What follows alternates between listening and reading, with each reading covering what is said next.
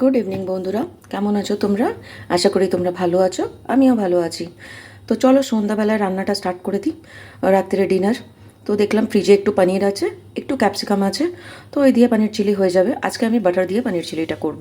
তার জন্য নিয়ে নিলাম পনির, হাফ ক্যাপসিকাম, একটা ছোট পেঁয়াজ, আর 3-4টে কাঁচা লঙ্কা, যেহেতু আমি ঝাল খেতে খুব ভালোবাসি, একটা ছোট কিউব বাটার। তো চলো স্টার্ট করে দিই রান্নাটা। আর দেখো, ভালো করে আটাটা মেখে রেখে দিয়েছি আমি। 15-20 মিনিট হয়ে গেছে। পনির চিলিটা চাপিয়েই আমি রুটিগুলো গরম গরম করে নেব।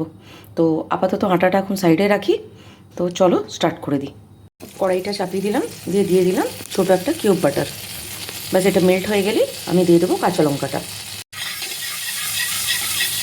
বাটারটা একটু মেল্ট করে নিলাম। এবার দিয়ে দেবো এতে কাঁচা লঙ্কা।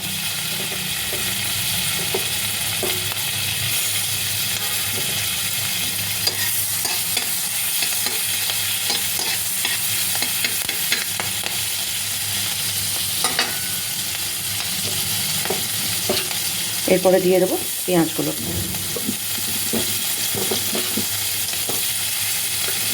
পেঁয়াজ ক্যাপসিকাম দুটোই দিয়ে দেবো।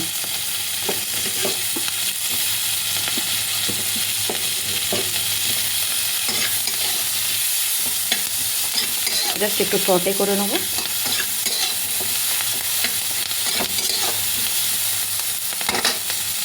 এক সেকেন্ড একটুখানি নেড়ে নিলাম। বেশিটা ভাজবো না, দেখো নিচে লেগে যাচ্ছে। এবার আমি এতে দিয়ে দেবো একটু নুন।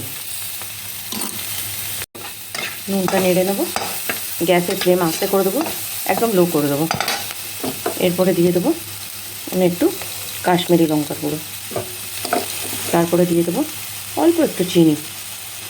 তারপরে দিয়ে দেবো একটু গোলমরিচ গুঁড়ো।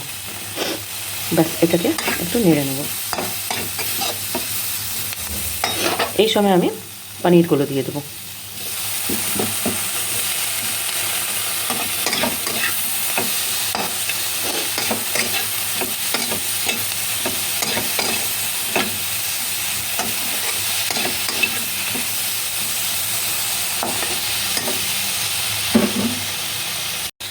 ক্যাপসিকাম আর ইয়েটাকে, পেঁয়াজটাকে বেশি ভাজবো না, আর পনিরটাকে জাস্ট একটুখানি ক্রাঞ্চি ক্রাঞ্চি থাকবে, ভালো লাগবে খেতে। এরপরে আমি দিয়ে দেবো এতে সসগুলো। চিলি আর টমেটো সসটা একসঙ্গে মিক্স করে রেখেছি, এবার দুটো দিয়ে দেবো এতে। পনিরটা আমার ছেলে খুব ভালোবাসে খেতে, আমি অতটা ভালোবাসি না। যেহেতু ফ্রিজে আছে তাই করতে হবে, তাই খেতে হবে, তাই করলাম। বাট আমার ছেলের সবচেয়ে ফেভারিট হচ্ছে পনির।